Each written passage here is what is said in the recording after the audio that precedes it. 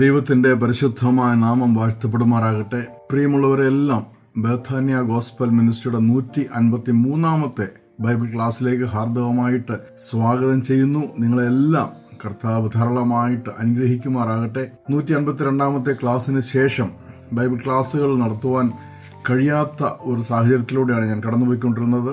നിങ്ങളുടെ എല്ലാവരുടെയും പ്രാർത്ഥന എൻ്റെ കൂടെ ഉണ്ടായിരുന്നു എന്ന് ഞാൻ വ്യക്തമായിട്ട് അറിയുന്നു. കർത്താവിൻ്റെ കൃപയാൽ കാര്യങ്ങളൊക്കെ ക്രമീകരിക്കപ്പെട്ട വീണ്ടും വെളിപ്പാട് പുസ്തകം വിഷയമായി ഉള്ള നമ്മുടെ ബൈബിൾ ക്ലാസ്സുകൾ തുടരുവാൻ കർത്താവ് കൃപ ചെയ്തതിനാൽ ദൈവത്തെ സ്തുതിച്ച് മഹത്വപ്പെടുത്തുന്നു. കഴിഞ്ഞ ക്ലാസ്സിൽ നമ്മൾ പഠിച്ചത് പെർഗമോസ് സഭയെക്കുറിച്ചും ആ സഭയുടെ ദൂതന് കർത്താവ് നൽകിയ ദൂതുമാണ് നമ്മൾ കഴിഞ്ഞ ആഴ്ച പഠിച്ചത്. ഇന്ന് നമ്മുടെ പഠനം തുടരുമ്പോൾ നമ്മൾ ഇന്ന് പഠിക്കുവാൻ ആഗ്രഹിക്കുന്നത് തുയഥൈര്യ സഭയുടെ ദൂതന് കർത്താവ് കൊടുത്ത ദൂത് വായിച്ച് അത് ഗ്രഹിച്ച് എന്താണ് നമുക്കതിൽ നിന്ന് ഉൾക്കൊള്ളുവാൻ കഴിയുന്നത് എന്ന് നമുക്കിന്ന് മനസ്സിലാക്കി പഠിക്കുവാൻ ഗ്രഹിക്കുവാൻ കർത്താവ് നമ്മെ എല്ലാം സഹായിക്കട്ടെ. നമുക്ക് വേഗം ബൈബിൾ ക്ലാസ്സിലേക്ക് പ്രവേശിക്കാം. വെളിപ്പാട് പുസ്തകം 2-ാം അധ്യായം 18 മുതലുള്ള വാക്യങ്ങളിലാണ് തുയഥൈര്യ സഭയുടെ ദൂതന് കർത്താവ് കൊടുത്തിരിക്കുന്നതായ ദൂത് നമുക്ക് വായിക്കുവാൻ സാധിക്കുന്നത്. തുയഥൈര്യയിലെ സഭയുടെ ദൂതന് എഴുതുക, അഗ്നിജ്വാലയ്ക്ക് ഒത്ത കണ്ണും വെള്ളോട്ടിന് സദൃശ്യമായ കാലും ഉള്ള ദൈവപുത്രൻ അരുളി ചെയ്യുന്നത്. ഇവിടെ തന്നെ ഒരിക്കൽ കൂടെ കർത്താവ് വ്യക്തമായിട്ട് പരിചയപ്പെടുത്തുകയാണ്. നമ്മൾ 1-ാം അധ്യായത്തിൽ ഇത് കണ്ടതാണ്. യേശു കർത്താവ്, മഹത്വപൂർണനായ യേശു കർത്താവ് എപ്രകാരമാണ് തന്റെ സ്നേഹനിധിയായ അപ്പോസ്തോലൻ യോഹന്നാൻ അപ്പോസ്തോലന് തന്നെ വെളിപ്പെടുത്തിയതെന്ന് വ്യക്തമായിട്ട് നമ്മൾ കണ്ടു. അപ്പോൾ ഇവിടെ വെള്ളോടിന് സദൃശ്യമായ കാലും അഗ്നിജ്വാലയ്ക്ക് ഒത്ത കണ്ണും ഉള്ള ദൈവപുത്രൻ എന്ന് വ്യക്തമായിട്ട് തന്നെ പരിചയപ്പെടുത്തിയിരിക്കുകയാണ്. നമ്മൾ കഴിഞ്ഞ ക്ലാസ്സുകളിൽ ഓരോ സഭയ്ക്കുള്ള ദൂതുകൾ പഠിച്ചപ്പോൾ കർത്താവ് തന്നെ പരിചയപ്പെടുത്തുന്നത് വ്യത്യസ്തമായ രീതികളിലാണ്. ഉദാഹരണത്തിന് എഫെസോസ് സഭയോട് ദൂത് പറയുമ്പോൾ കർത്താവ് പരിചയപ്പെടുത്തുകയാണ്, 7 നക്ഷത്രം വലങ്കയിൽ പിടിച്ചുകൊണ്ട് 7 പൊൻനിലവിളക്കുകളുടെ നടുവിൽ നടക്കുന്നവൻ അരുളി ചെയ്യുന്നത്. അപ്പോൾ അതുപോലെ തന്നെ നമ്മൾ മുൻപോട്ട് വരുമ്പോൾ സ്മുർണയിലെ സഭയുടെ ദൂതന് എഴുതുകയാണ്, മരിച്ചവനായിരുന്നു വീണ്ടും ജീവിക്കുകയും ചെയ്ത ആദ്യനും അന്ത്യനുമായവൻ അരുളി ചെയ്യുന്നത്, ആൽഫയും ഒമേഗയുമായവൻ അരുളി ചെയ്യുന്നത്. പെർഗമോസിലെ സഭയുടെ ദൂതന് എഴുതുമ്പോൾ മൂർച്ചയേറിയ ഇരുവായ്ത്തല വാൾ ഉള്ളവൻ അരുളി ചെയ്യുന്നത്. അപ്പോൾ ഇതിനൊക്കെ ഒരു അർത്ഥമുണ്ട്. ഒരു ദൂത് കൊടുക്കുന്നതിന് മുൻപ് തന്നെ കർത്താവ് എപ്രകാരമാണ് പരിചയപ്പെടുത്തുന്നത് എന്നുള്ളത്, ആ സഭയോടുള്ള ബന്ധത്തിൽ താൻ ഏത് അവസ്ഥയിലായിരിക്കുന്നു, അല്ലെങ്കിൽ താൻ എപ്രകാരമാണ് ആ സഭയിലെ ദൈവമക്കളോട് ഇടപെടുവാൻ, ആ സഭയുടെ ഇടയനോട് ഇടപെടുവാൻ ഉദ്ദേശിക്കുന്നത് എന്ന് നമുക്ക് വളരെ വ്യക്തമാണ്. എഫെസോസിലെ സഭയ്ക്ക് ദൂതെഴുതുമ്പോൾ കുറച്ച് മൃദുവായ ഒരു സമീപനമാണ് കർത്താവ് സ്വീകരിച്ചിരിക്കുന്നത്. എന്നാൽ മുൻപോട്ട് വരുമ്പോൾ ഉദാഹരണത്തിന് സ്മുർണയിലെ സഭയ്ക്ക് എഴുതുമ്പോൾ മരിച്ചവനായിരുന്നു വീണ്ടും ജീവിക്കുന്നവൻ എന്ന് വെച്ചാൽ കർത്താവ് പറയുകയാണ്, ഞാൻ ഇന്നും ജീവിച്ചിരിക്കുന്നവനാ. ഇതിൽ നിന്ന് നമുക്കൊരു വസ്തുത മനസ്സിലാക്കുവാൻ സാധിക്കുന്നത് കർത്താവിന്റെ ഈ പരിചയപ്പെടുത്തൽ ആ സഭയുടെ ആത്മീയ നിലവാരവുമായി ബന്ധപ്പെട്ടതാണ്. ഇവിടെ തുയഥൈര്യ സഭയ്ക്ക് എഴുതുമ്പോൾ അഗ്നിജ്വാലയ്ക്ക് ഒത്ത കണ്ണ് ഉള്ളവൻ. അപ്പോൾ അതിന്റെ അർത്ഥം കർത്താവിന്റെ ദൃഷ്ടിയിൽ പെട്ടിരിക്കുന്നതും എന്നാൽ മാറ്റം വരേണ്ടതുമായ എന്തോ ഒരു കാര്യം ആ സഭയിലുണ്ട്, ആത്മീയമായിട്ട് ആ സഭയിലുണ്ട്. അഗ്നിജ്വാലയ്ക്കൊത്ത ഉള്ള കണ്ണ് എന്ന് പറയുമ്പോൾ സകലതും കാണുന്നതായ ഒരു കണ്ണ്. ആ കണ്ണിൽ നിന്ന് ഒളിഞ്ഞിരിക്കുവാൻ ആർക്കും സാധിക്കുകയില്ല. ഞാൻ മുമ്പൊരിക്കൽ പറഞ്ഞതുപോലെ എന്താണ് ഈ അഗ്നിജ്വാലയ്ക്കൊത്തുള്ള കണ്ണ് എന്നതുകൊണ്ട് ഉദ്ദേശിക്കുന്നത്? നമുക്ക് മനുഷ്യ നേത്രത്തിന് എന്തെങ്കിലും കാണണമെങ്കിൽ വേറൊരു വസ്തുവിൽ നിന്ന് പുറപ്പെടുന്ന പ്രകാശം തട്ടി അത് പ്രതിബിംബിച്ചിട്ട് വേണം നമ്മുടെ കണ്ണിലേക്ക് ആ പ്രകാശം, ആ ചിത്രം കടന്നു വരികയും നമുക്കത് കാണുകയും ചെയ്യുവാൻ. ഇതാണ് മനുഷ്യ നേതൃത്വത്തിനുള്ളതായ പരിമിതി. എന്നാൽ അഗ്നിജ്വാലയ്ക്കൊത്ത ഉള്ള കണ്ണുള്ളവൻ, ആ കണ്ണ് തന്നെ പ്രകാശമാണ്. കർത്താവിന്റെ കണ്ണ് തന്നെ പ്രകാശത്തെ പ്രകാശം സ്ഫുരിക്കുന്നതായ കണ്ണുകളാണ് കർത്താവിന്റെ കണ്ണുകൾ. അപ്പോൾ കർത്താവിന് വേറൊരു പ്രകാശ സ്രോതസ്സിന്റെ ആവശ്യമില്ല എന്നാണ് അതിൽ നിന്ന് നമുക്ക് മനസ്സിലാക്കുവാൻ സാധിക്കുന്നത്. നമ്മെ എപ്പോഴും കണ്ടുകൊണ്ടിരിക്കുന്ന കണ്ണുകൾ, നമ്മുടെ ഉൾപ്പൂവുകളെ അറിയുന്ന, നമ്മുടെ അകത്തെ ചിന്ത കാണുവാൻ സാധിക്കും കർത്താവിന്. കർത്താവിന് അത് അറിയുവാൻ സാധിക്കും. നമുക്കറിയാമല്ലോ, നമ്മളുടെ ചിന്തകളൊക്കെ ചിത്രങ്ങളാണ്. മനുഷ്യന്റെ ചിന്തകൾ എന്ന് പറയുന്ന മുഴുവൻ ചിത്രങ്ങളാണ്. ചിത്രങ്ങളിലാണ് നമ്മളെല്ലാം ഓർത്തു വയ്ക്കുന്നത്.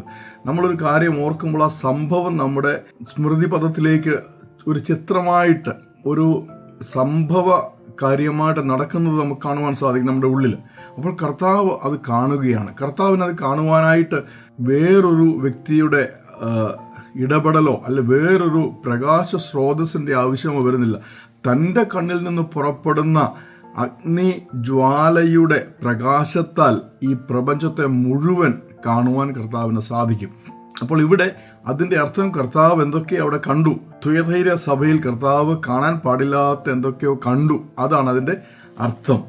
അപ്പോൾ തന്നെ വെള്ളോടിന് സദൃശ്യമായ കാല് ഉള്ളവൻ, വെള്ളോടിന് സദൃശ്യമായ ഉലയിൽ ചൂടായി പഴുത്തു നിൽക്കുന്നതായ വെള്ളോടിനെ ഒന്ന് ഓർത്തു നോക്കി. അതിൽ നിന്ന് അതിഭയങ്കരമായ ചൂട് പ്രവഹിക്കുന്നു. അപ്പോൾ തന്നെ അത് അതിഭയങ്കരമായ ഒരു കാഴ്ചയാണ്. അപ്പോൾ കർത്താവിന്റെ അമിത ബലത്തെയാണ് അത് കാണിക്കുന്നത്, കർത്താവിന്റെ സർവശക്തിയെ അത് കാണിക്കുന്നു. വെള്ളോടിന് സദൃശ്യമായ കാൽ എന്ന് പറയുമ്പോൾ കാലിലാണ് ശക്തി ഇരിക്കുന്നത്, അല്ലേ? നമ്മുടെ കാലിൽ ശക്തിയുണ്ട്.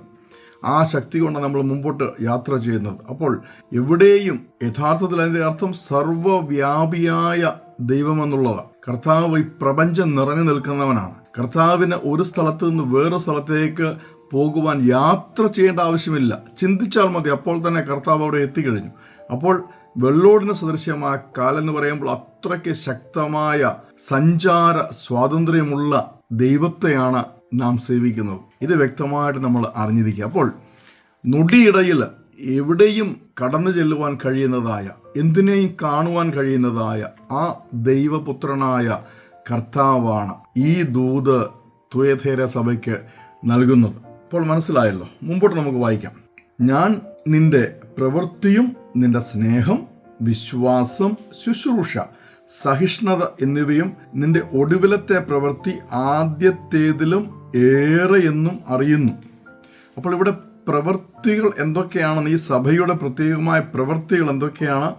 അവർ വളരെ വിശ്വാസമുള്ളവരാണ്, അവർ അന്യോന്യം സ്നേഹം ഉള്ളവരാണ്, അവര് മറ്റുള്ളവരെ ശുശ്രൂഷിക്കുന്നവരാണ്, ദേവദാസന്മാരെ ശുശ്രൂഷിക്കുന്നവരാണ്, അവരുടെ സഹോദരങ്ങൾക്ക് ശുശ്രൂഷ ചെയ്യുന്നവരാണ്. അതുപോലെ തന്നെ സഹിഷ്ണുതയുള്ള മറ്റുള്ളവരുമായി വളരെ ക്ഷമയോടെ സഹകരിക്കുന്നവരാണ് തുയഥൈരയിലെ ദേവദാസനും വിശ്വാസികളും. അപ്പോൾ കർത്താവിന് ആ സഭയെക്കുറിച്ച് പറയുവാൻ വളരെയേറെയുണ്ട്. മാത്രമല്ല കർത്താവ് പറയുന്നു, എഫെസോസിലെ സഭയ്ക്ക് പറ്റിയ എന്താണ്?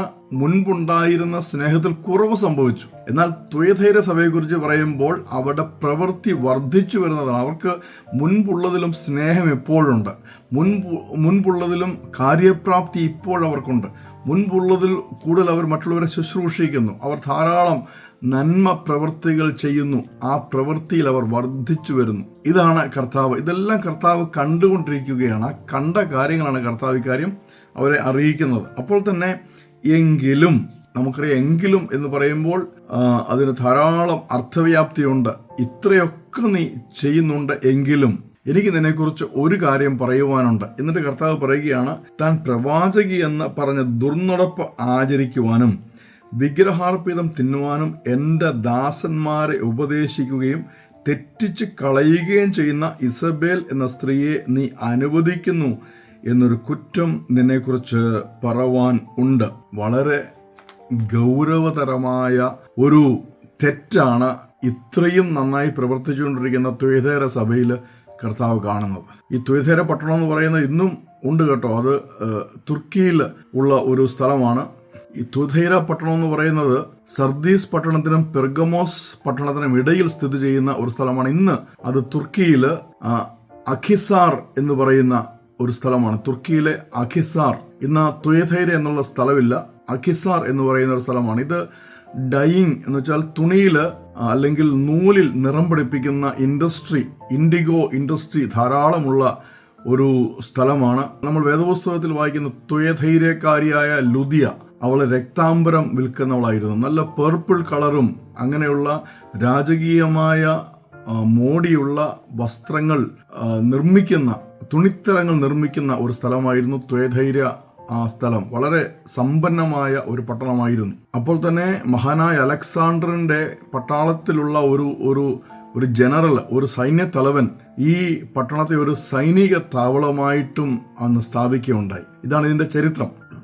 നമ്മൾ അപ്പോസ്തല പ്രവൃത്തികൾ 16-ാം അധ്യായത്തിൽ 13 മുതൽ വായിക്കുമ്പോൾ, ശബ്ബത്ത് നാളിൽ ഞങ്ങൾ ഗോപുരത്തിന് പുറത്ത്, പൗലോസ് അപ്പോസ്തലൻ എഴുതി അപ്പോസ്തല പ്രവൃത്തികൾ 16-ാം അധ്യായത്തിൽ ഇപ്രകാരം നമ്മൾ വായിക്കുന്നത്. 13-ാം വാക്യം മുതൽ വായിക്കുമ്പോൾ, ശബ്ബത്ത് നാളിൽ ഞങ്ങൾ ഗോപുരത്തിന് പുറത്തു പോയി അവിടെ പ്രാർത്ഥനാ സ്ഥലം ഉണ്ടായിരിക്കുമെന്ന് ഞങ്ങൾ വിചാരിച്ചു പുഴവക്കത്ത് ഇരുന്നു.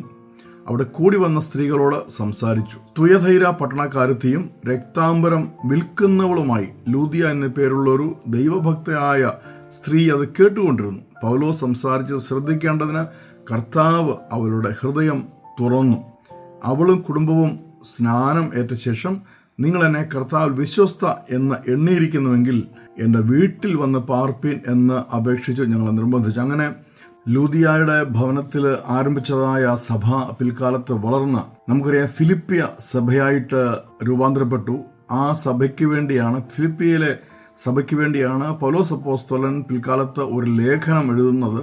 ആ ലേഖനത്തിൽ പൗലോസ് അപ്പോസ്തലൻ പറയുന്ന ഒരു പ്രത്യേക കാര്യമുണ്ട്. നിങ്ങളിൽ നല്ല പ്രവൃത്തി ആരംഭിച്ചവൻ കർത്താവ് തന്നെ ആണ്. സ്തോത്രം. ഈ ഫിലിപ്പിയ സഭയിൽ എന്ന് വെച്ചാൽ ലൂദിയായുടെ ഭവനത്തിൽ തുടക്കം കുറിച്ച, ആരംഭം കുറിച്ച ഈ തുയഥൈരയിലെ സഭയിൽ നല്ല പ്രവൃത്തികൾക്ക് ആരംഭം കുറിച്ചവൻ കർത്താവ് തന്നെ എന്ന് പൗലോസ് അപ്പോസ്തലൻ സാക്ഷ്യപ്പെടുത്തുന്നു. തുടർന്ന് അവരുടെ പ്രവൃത്തികളെ കുറിച്ചൊക്കെ പറയുന്നുണ്ട്. നമ്മൾ കോരിന്തിയ ലേഖനമൊക്കെ വായിക്കുമ്പോൾ ഫിലിപ്പിയ സഭ ദേവദാസന്മാരെയും ദൈവമക്കളെ എപ്രകാരമൊക്കെ സഹായിച്ചു എന്ന് നമുക്ക് കാണുവാൻ സാധിക്കുന്നുണ്ട്. അപ്പോൾ വെളിപ്പാട് പുസ്തകത്തിൽ കർത്താവ് ഈ സഭയുടെ ദൂതന് കർത്താവ് ഈ സഭയുടെ ഇടയന് ഒരു ദൂത് എഴുതുമ്പോൾ അക്കാര്യങ്ങളൊക്കെ വ്യക്തമായിട്ട് പറഞ്ഞ് സഭയെ ശ്ലാഘിക്കുകയാണ്. അപ്പോൾ തന്നെ നമുക്ക് എന്താണ് ഈ ദൂതിൽ നിന്ന് എടുക്കുവാൻ കഴിയുന്നത്? തുടർന്ന് കർത്താവ് പറയുന്നതായ ഒരു വിഷമകരമായ കാര്യമാണ്, ആ സഭ ഒരു ദോഷം ചെയ്യുന്നു. ഇസബേൽ എന്ന പേരുള്ള ഒരു കള്ളപ്രവാചകിയെ ആ സഭ അനുവദിക്കുന്നു. അവൾക്ക് അവിടെ പ്രവർത്തിക്കുവാൻ, അവൾക്ക് അവിടെ പ്രവചിക്കുവാൻ, അവൾക്ക് അവിടെ മറ്റുള്ളവരെ ഉപദേശിക്കുവാനായിട്ട് അനുവദിക്കുന്നു എന്നൊരു വലിയ കുറ്റം, ഒരു തെറ്റ് ഈ സഭയുടെ മേൽ കർത്താവ് ആരോപിക്കുകയാണ്. എന്താണ് ഇതിൽ നിന്ന് നമുക്ക് മനസ്സിലാക്കുവാൻ സാധിക്കുന്നത്? നമ്മുടെ ഇന്നത്തെ സഭാജീവിതത്തിലേക്ക് നോക്കിക്കഴിഞ്ഞാൽ ദൈവദാസന്മാർക്ക് പലപ്പോഴും തെറ്റുപറ്റുന്ന ഒരു കാര്യമാണ്.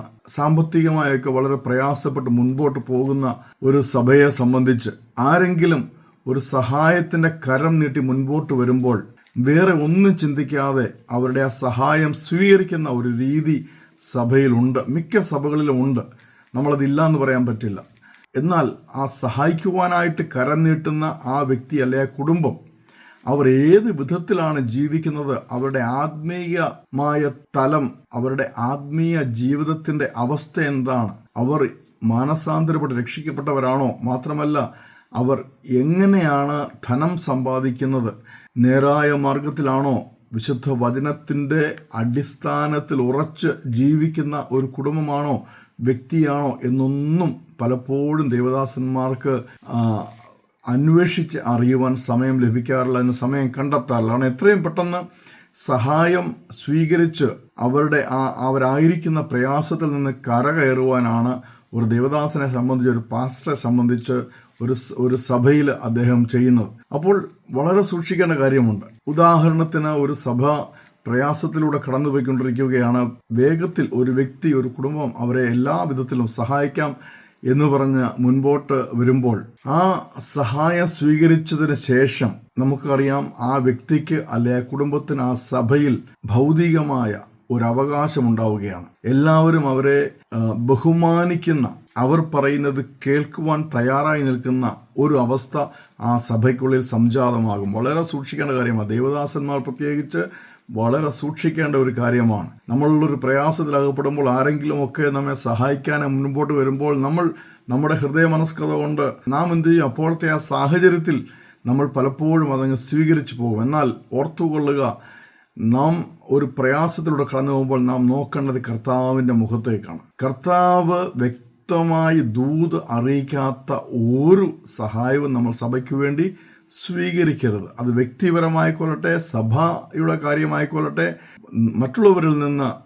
സഹായം നമ്മൾ സ്വീകരിക്കുമ്പോൾ അത് വളരെ സൂക്ഷിച്ചു വേണം കൈകാര്യം ചെയ്യുവാനായിട്ട്. കാരണം ഒരു വിധത്തിലും പിന്നീട് അവരെ വിലക്കുവാൻ കഴിയാത്ത അവസ്ഥയിലേക്ക് നമ്മൾ എത്തുവാൻ പാടില്ല. ഇവിടെ എങ്ങനെ സംഭവിച്ചിരിക്കുന്നത്? ഇവിടെ ഇസബേൽ എന്ന പേരുള്ള ഒരു സഹോദരി ആ സഭയിൽ കടന്നു വന്നിട്ട് അവരെ ഉപദേശിക്കുവാനും അവരോട് പ്രവചിക്കുവാനും ദൈവത്തിൽ നിന്നുള്ള അരുളപ്പാടുകളാണെന്ന് പറഞ്ഞ് അറിയിക്കുവാനും തുടങ്ങിയപ്പോൾ ജനം എന്ത് ചെയ്തു?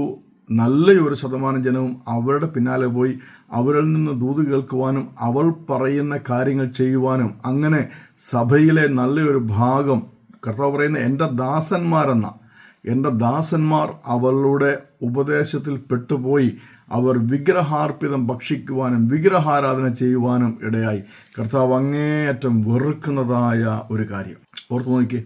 ഒരു വ്യക്തിയെ ആശ്രയിക്കുവാനായിട്ട് സഭ തുനിഞ്ഞപ്പോൾ, അല്ലേ, ഒരു വ്യക്തിയെ സഭ വേണ്ടവണ്ണം വിവേചിക്കാതെ സഭയിൽ പ്രബോധിപ്പിക്കുവാനോ സഭയിൽ ദൂതറിയിക്കുവാനോ അനുവദിച്ചപ്പോൾ കർത്താവിന് എന്താ പറയുവാനുള്ളത്?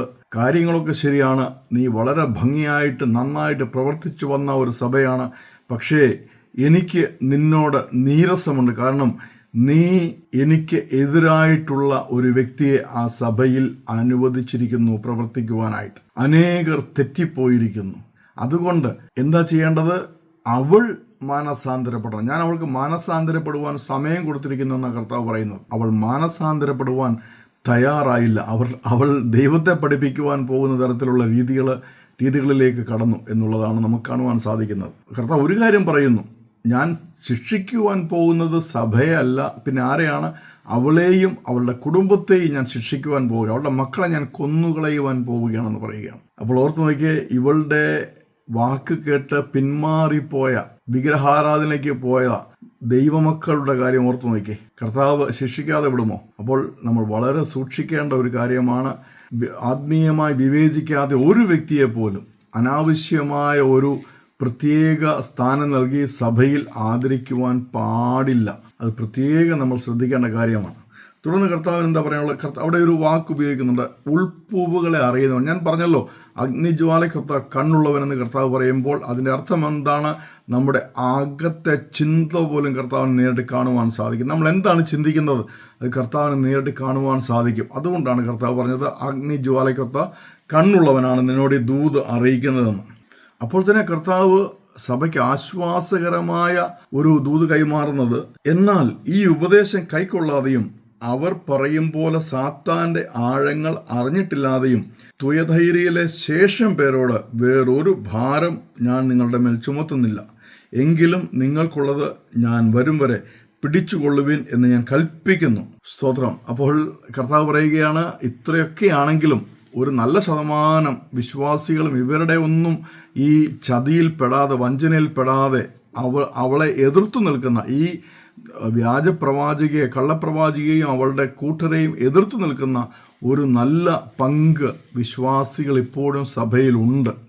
ഇന്ന് ഈ പറഞ്ഞ കാര്യം നമുക്ക് വ്യക്തമായിട്ട് അറിയാമല്ലോ. നമ്മുടെ സഭകളിലേക്ക് നോക്കുമ്പോൾ ചിലർ സഭയുടെ അധികാരത്തെയും സഭയുടെ പ്രവർത്തന രീതിയെയും കൈയടക്കുവാൻ ശ്രമിക്കുമ്പോൾ അവിടെ പലപ്പോഴും ആ സഭയുടെ ദേവദാസൻ പോലും നിസ്സഹായനായി നിൽക്കുമ്പോൾ സഭയിൽ ഒരു കൂട്ടം എഴുന്നേൽക്കും. അവർ ഉപദേശത്തെ മുറുകെ പിടിക്കുകയും ഹല്ലേലൂയ അവർ ആത്മീയമായി വേർപെട്ട് ജീവിക്കുകയും ചെയ്യുന്ന നല്ലൊരു ശതമാനം ഒരു കൂട്ടർ എഴുന്നേറ്റ് ഇവരെ എതിർക്കുന്നത്. അങ്ങനെ പലപ്പോഴും പല സഭകളും 2-3 പിരിഞ്ഞു പോകുന്നത് ഇപ്പോഴത്തെ കാലത്ത് നമുക്ക് കാണുവാൻ സാധിക്കും.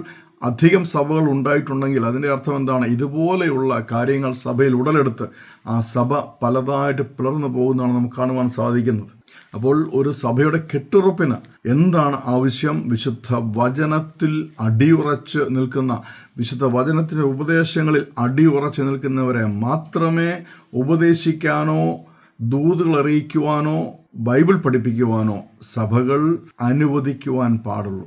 പലപ്പോഴും പലരും ചോദിക്കാറുണ്ട്, എന്തിനാ ബൈബിൾ കോളേജുകൾ, എന്തിനാണ് ഈ ഐഡൻറ്റിറ്റി കാർഡ് കൊടുക്കുന്നത്, എന്തിനാ അങ്ങനെ ഒരു ലൈസൻസ് പ്രൊസീജിയർ വെച്ചിരിക്കുന്നത്? ഇതാ കാരണം ഒരു സഭയുടെ കെട്ടുറപ്പിന് ഏറ്റവും ആവശ്യമായ കാര്യമാണ് വിശുദ്ധ വചനത്തിൽ അടിസ്ഥാനപ്പെടുത്തിയുള്ളതായ ഉപദേശം പഠിപ്പിക്കലും ആ ഉപദേശത്തിൽ ദൈവമക്കളെ നയിക്കുകയും അതിനനുസരിച്ച് ജീവിക്കുവാൻ പ്രേരിപ്പിക്കുകയും ചെയ്യുന്ന ഒരു ശുശ്രൂഷകനെയാണ് ഒരു സഭയ്ക്ക് ആവശ്യം. അങ്ങനെ ഒരു ശുശ്രൂഷകനെ സഭയ്ക്ക് ഉപയോഗിക്കണമെങ്കിൽ ആ വ്യക്തിയെ നന്നായിട്ട് പരിശീലിപ്പിക്കണം. എന്തിൽ പരിശീലിപ്പിക്കണം?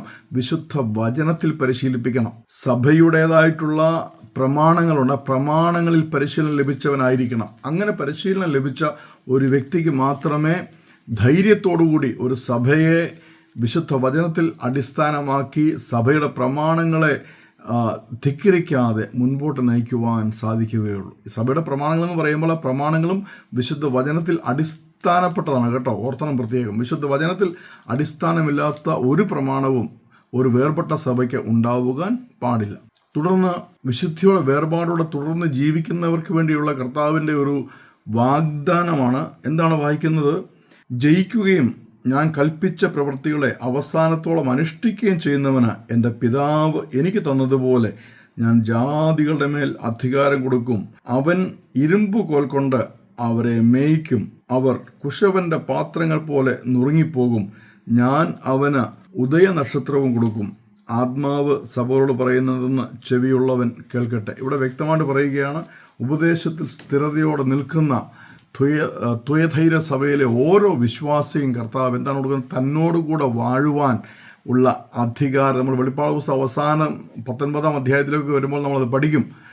അവസാന അധ്യായം നമ്മൾ പഠിക്കും കർത്താവിന് വേണ്ടി നിൽക്കുന്നവർക്കുള്ള അധികാരങ്ങൾ എന്തൊക്കെയാണെന്ന്. പ്രഭുക്കന്മാരായി, അധികാരികളായി, ന്യായകർത്താക്കളായിട്ട്, രാജാക്കന്മാരായിട്ട് കർത്താവിനോട് വാഴുവാനുള്ള ആ വലിയ വാഗ്ദത്തമാണ് കർത്താവിൻ്റെ വചനത്തെ മുറുകെ പിടിച്ചുകൊണ്ട് ജീവിക്കുന്ന ജയിക്കുന്നവർ എന്ന് അവരെ കുറിച്ച് പറയുന്നത്. ജയിക്കുന്നവർക്കുള്ളത് കർത്താവിൻ്റെ വാഗ്ദത്തങ്ങളെല്ലാം. ഇവിടെ സാന്ദർഭികമായിട്ട് ഞാൻ പലപ്പോഴും പറയാറുണ്ട്, ഒരിക്കൽ രക്ഷിക്കപ്പെട്ടാൽ നിത്യമായി രക്ഷിക്കപ്പെട്ടു, പിന്നെ എങ്ങനെ ജീവിച്ചാലും പ്രശ്നമില്ല, ഈ രക്ഷയുടെ ഭദ്രത എന്നൊക്കെ ഉള്ള ചില വാദഗതികളുണ്ട്. ഈ വെളിപ്പാട് പുസ്തകത്തിലെ ഈ ഭാഗങ്ങൾ, സഭയ്ക്കുള്ള ദൂതുകൾ പഠിക്കുമ്പോൾ നമുക്ക് മനസ്സിലാക്കുവാൻ സാധിക്കുന്നതാണ്, ഒരുവൻ രക്ഷിക്കപ്പെട്ടു എന്ന് പറഞ്ഞതുകൊണ്ട് മാത്രം അവൻ ജയിക്കണം എന്നില്ല, വാഗ്ദത്തങ്ങളെല്ലാം പ്രാപിക്കണമെന്നില്ല. അവൻ ഹല്ലേലൂയ താൻ രക്ഷിക്കപ്പെട്ടതിന് ശേഷം തന്നെ വിശുദ്ധ ജീവിതം വിശുദ്ധ വചനത്തിൽ അടിസ്ഥാനപ്പെടുത്തി ക്രിസ്തു കേന്ദ്രീകൃതമായി ജീവിക്കുന്നവൻ മാത്രമാണ് ജയിക്കുന്നവൻ. അങ്ങനെ ജയിക്കുന്നവനെ കൈക്കൊള്ളുവാനാണ് കർത്താവ് വാനമേഘങ്ങളിൽ എഴുന്നള്ളുവാൻ പോകുന്നത്. അതിനായിട്ട് നമുക്ക് ഒരുങ്ങാം. നമുക്ക് ഈ ദിവസങ്ങൾ നമ്മളിലേക്ക് തിരിഞ്ഞു നോക്കാം, നമ്മുടെ സഭകളിലേക്ക് നോക്കാം. കർത്താവിന് വിരോധമായിട്ടുള്ള എന്തെങ്കിലും കാര്യം നമ്മുടെ ജീവിതത്തിലോ നമ്മുടെ സഭയിലോ ഉണ്ടെങ്കിൽ നമുക്ക് ഒരുമിച്ച് അതിനുമേൽ ജയം പ്രാപിക്കാം. പ്രാർത്ഥനയോടെ, ഉപവാസത്തോടെ അതിനുമേൽ ജയം പ്രാപിക്കുവാൻ കർത്താവ് നമ്മെ സഹായിക്കട്ടെ. ഇത്രയും നേരം എന്നോടൊപ്പമായിരുന്ന എല്ലാവരെയും ഞാൻ അനുഗ്രഹിച്ച് പ്രാർത്ഥിക്കുന്നു. നമുക്കൊരു വാക്ക് പ്രാർത്ഥിക്കാം. കർത്താവെ സ്തോത്രം സമർപ്പിച്ച് പ്രാർത്ഥിക്കും. ഇത്രയും സമയം ഞങ്ങൾക്ക് അവിടുത്തെ സന്നിധിയിൽ ബൈബിൾ ക്ലാസ് ആയിട്ടിരിക്കുവാൻ കൃപ തന്നതിനാൽ സ്തുതിക്കുന്നു. ഞങ്ങൾ ഇന്ന് കേട്ടതായ വചനങ്ങളൊക്കെ ഞങ്ങൾ ഹൃദയത്തിലേക്ക് ഞങ്ങൾക്ക് ഏറ്റെടുത്ത് കർത്താവെ സ്തോത്രം അവിടുത്തെ വരവനായി നോക്കി പാർക്കുവാൻ, ഞങ്ങളെ തന്നെ ഒരുക്കുവാനായിട്ട് കർത്താവെ ബുദ്ധിയുള്ള മണവാട്ടി പോലെ എണ്ണ കരുതിക്കൊണ്ട് ജീവിക്കുവാൻ ഞങ്ങളെ തന്നെ സമർപ്പിച്ച് പ്രാർത്ഥിക്കുന്നു. പ്രാർത്ഥനയുടെ ആസ്വദിക്കുന്നു യേശു കർത്താവിൻ്റെ നാമത്തിൽ തന്നെ. കർത്താവിൻ്റെ വരവ് താമസിച്ചാൽ 154-ാമത്തെ ക്ലാസ്സുമായിട്ട് അടുത്തയാഴ്ച നമുക്ക് ഒരുമിച്ച് കൂടാം. കർത്താവ് നിങ്ങളെ അനുഗ്രഹിക്കട്ടെ.